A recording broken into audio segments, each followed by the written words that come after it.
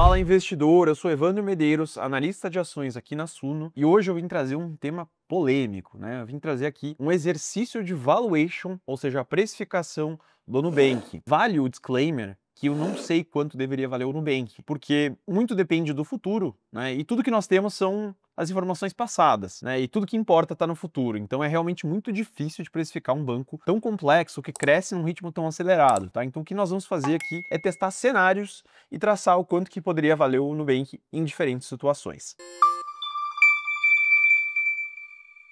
Aqui nós temos na tela o histórico de ROI, tá? O que é um ROI? O ROI ele vem do inglês Return on Equity, que significa o retorno sobre o patrimônio líquido. E aqui eu calculei o ROI em relação ao período inicial, tá? Então o patrimônio inicial do ano, quanto que ele consegue extrair de lucro líquido desse patrimônio, tá? Nós vemos que em 2020, 2021 e 2022, o Nubank apresentou um prejuízo, né? Que ali, por exemplo, 2022 foi de 1,9 bilhão de reais. Tá? Tudo aqui está em reais. Vale ressaltar que se você for ver as informações do Nubank, como ele é listado em Nova York, muito está em dólar. Tá? Então aqui eu converti para reais para a gente trazer mais para a realidade brasileira.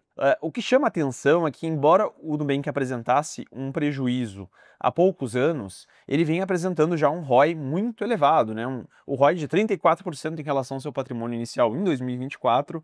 Isso significa um retorno acima do Itaú, por exemplo, né, que é um banco dos mais respeitados da América Latina, que entrega uma rentabilidade muito superior à média.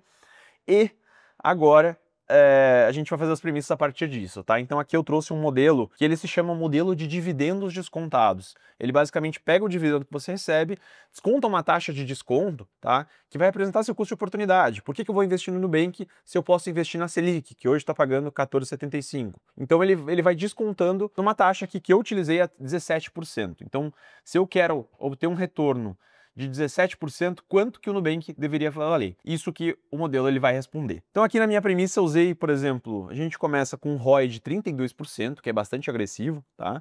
E o Nubank ele vai distribuir aqui, não de 2030, nos anos projetados, tá? Por 10 anos, ele vai distribuir 5% do seu resultado. O que isso significa na prática? Que imagina que o Nubank lucre 1 bilhão, ele vai distribuir 50 milhões em dividendos e os 950 ele vai reter para crescer a sua carteira de crédito, expandir as suas operações. Perfeito. A partir do 11º ano, o Nubank ele já atinge um estágio maior de maturidade, então ele consegue distribuir mais o seu resultado na forma de dividendos e juros sobre capital próprio. Excelente.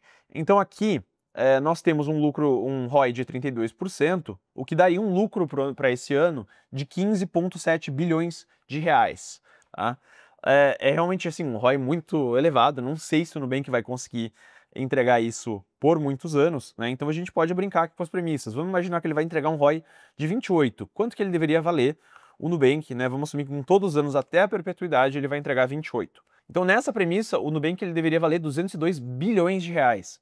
Então, realmente, o Nubank aqui estaria sobreprecificado, né? Ele precisa entregar um ROI muito elevado para justificar o seu valor de mercado atual de 328 bilhões. Vale ressaltar hoje que, por exemplo, isso dá quase 3 bancos do Brasil. O Banco do Brasil hoje ele vale mais ou menos 123 bilhões. O Nubank, quando você pega o valor de mercado em dólares, multiplica pela cotação do dólar, ele vale aí seus 328 bilhões. Então vamos imaginar que o Nubank, não, ele vai conseguir entregar um retorno muito elevado por muitos anos. Então vamos imaginar que ele consegue entregar 35% de ROI, que é um número bastante fora da realidade, assim, na minha opinião, tá? Nessas premissas, o Nubank ele teria um upside de 53%, 54%, né, mais aproximadamente. O que isso significa?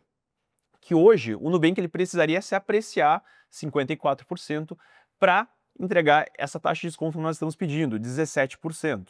Imagina que eu quero um retorno de 20%, quanto que eu deveria pagar no Nubank, né, nessas premissas? Aí você deveria pagar 284 bilhões de reais. Vale ressaltar que essa precificação se trata do valor da ação que negocia em Nova York. Se você está olhando pela ótica do BDR, que negocia aqui no Brasil, ele tem um valor diferente, tá? Então por isso que eu estou usando aqui o valor de mercado e o preço de ação cotado em Nova York. Então vamos imaginar que o Nubank, na verdade, ele vai começar a entregar um retorno que ele decresce, né? Porque ele está num ritmo muito acelerado e conforme os anos vão se passando, ele entrega cada ano menos 2,5% de retorno no seu patrimônio líquido. Quanto que o Nubank deveria valer? Então, né, nós chegamos aqui num lucro, num upside, downside de 92%. Então, por que que isso acontece? Porque o valuation ele é muito sensível ao ROI na perpetuidade, quanto que o Nubank vai estar auferindo de rentabilidade lá na frente. Então, se eu botar aqui, por exemplo, para 15, em vez de 92% de queda, a gente teria 87. Se eu botar para 30, a gente já teria 70, né?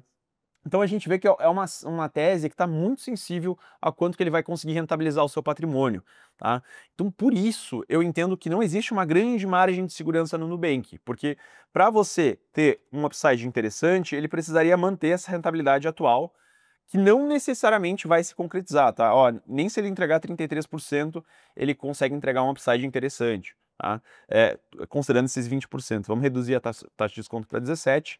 Acho que aí ele conseguiria entregar um retorno interessante, né? Ele precisaria subir 20% para entregar esses 17% que nós estamos pedindo. É uma tese que é muito difícil de precificar, eu acho que ela pode dar muito dinheiro ainda para o acionista, mas eu entendo que não existe margem de segurança para nós fazermos premissas que contemplem esse crescimento atual que ele vem entregando de maneira indiscriminada pelos anos por vir. Tá? Então, a minha preferência hoje é por outras teses no setor financeiro, e se você quer saber quais são as nossas preferidas no setor financeiro, empresas que pagam dividendos há anos e geram valor aos seus acionistas, nós temos análises completas na área de assinantes e eu convido você a se tornar um deles. Espero que vocês tenham gostado e até a próxima.